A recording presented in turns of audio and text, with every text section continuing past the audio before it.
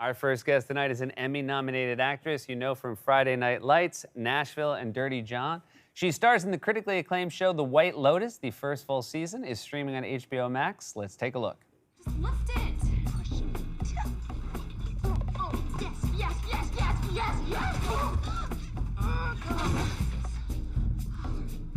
Are you okay, Paula? No.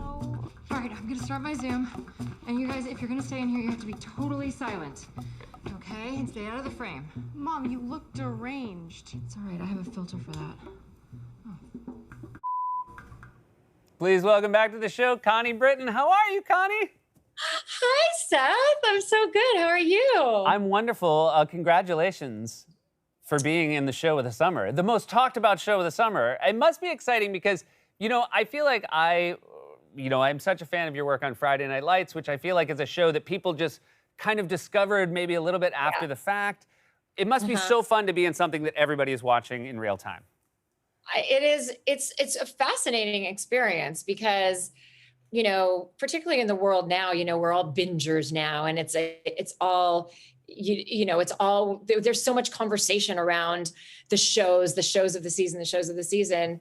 And to be now I'm the conversation. We're the conversation. The White Lotus. I mean, honestly, it's really Mike White. Mike White is the brilliant creator of the White Lotus, and this is all his brainchild. We're just like little pawns, little robots in his crazy world. But it's fascinating to think about what it is that hits the zeitgeist. Why are people so interested in this show? What do you like about it, Seth? I think it just hits home in a way where it makes it okay for people to see themselves in a not very nice light. Well, there's a lot it ticks a lot of boxes for me. Let's just start with, in today's world where things move really fast, if you give me a 6-episode season, I'm super psyched. Right off the bat, I know I'm gonna have the time for it. For people who haven't watched, I'm not giving anything away. The first 5 minutes of the show, they basically tell you that someone dies at this resort. So you got me on the hook. And, the cast is so fantastic, but you are right. There's this singular Mike White writing style that reveals itself immediately. And it is just so much fun to watch you all play around with those scripts. And, I think right now in the culture, there's so much conversation going on. We really are assessing ourselves as a culture, as you know, because you're at the forefront of that. And so to be able to do that in a satirical way where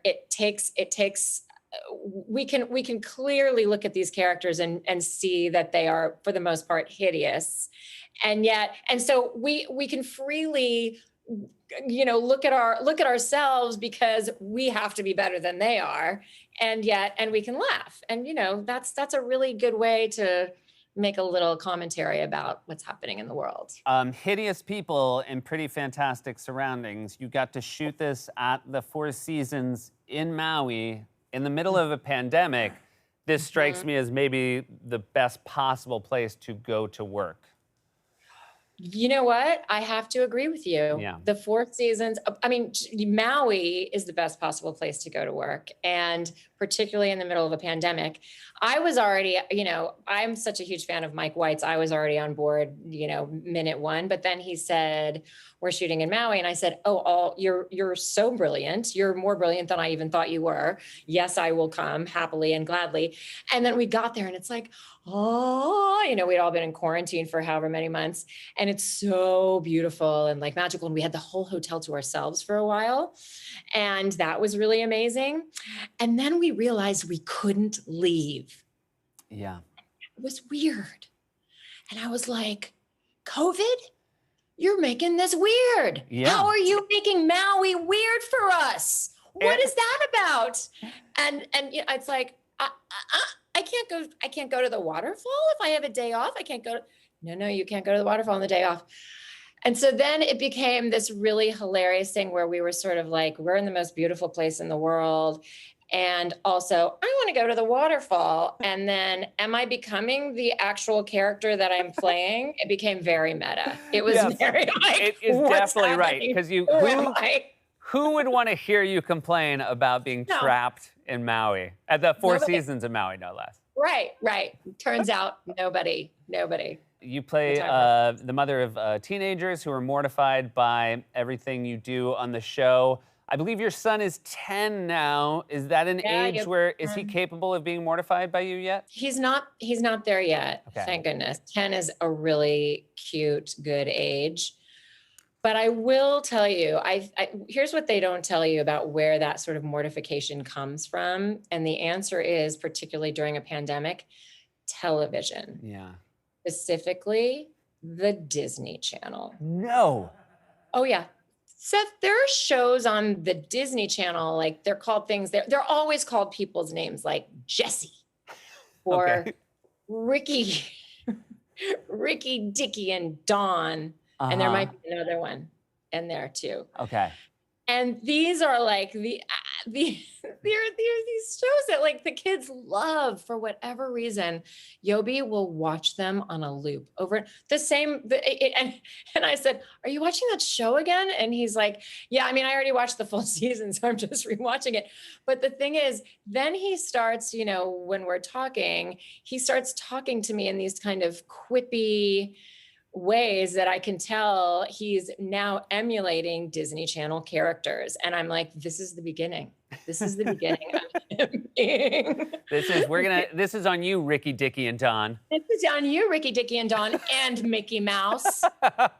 I want to real quick responsible. before we go. You worked with one of my favorite people in the world, Jennifer Coolidge, and it just must have been a dream. Jennifer Coolidge is a national treasure. And I'm so glad that we now can all just acknowledge that fully when we see her brilliant work in the show. And I'm obsessed with her. And I was recently down in New Orleans, and she has a house in New Orleans, and she invited me over. And I was like, there's no way I'm missing going to Jennifer Coolidge's house in New Orleans. And it was late. I was sort of doing other things all day. And she texted me, she goes, no matter what, even if it's late, you have to come because I feel like the spirits are really strong tonight.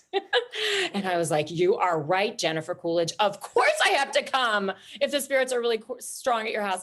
So I went to her house, and she has the most unbelievably gorgeous house in New Orleans. I mean, it feels like it's like a full city block. And so I get there, and I'm waiting at the gate, and I text her, and I'm like, I'm here. And I think a full 5 minutes passed. And then she finally texted me back, and she's like, oh, great. And then another 5 minutes passed when she finally came out to the gate to let me in, because there was no way actually in, and there was a big brooding gate. And so then I walked into the house, and everything, there is no electrical light on. It is all candlelight. And it is the most beautiful, perfectly decorated Victorian house, completely candlelit. I mean, the candelabras were candlelit. Everything was candlelight. And it was like walking into a house from like the 1800s, but also a haunted house. Like I couldn't decide what the vibe was. And then her dining room table had all these wine bottles on it. And she was like, do you want wine? And I'm like, of course I want wine. And she goes, and we have pizza. And so we went back to her back terrace and ate pizza and drank wine until 1 o'clock in the morning, waiting for the spirits to show up, which they didn't quite do, but it really didn't matter because I got to like be at Jennifer Coolidge's amazing house. Maybe she was the spirit the whole time.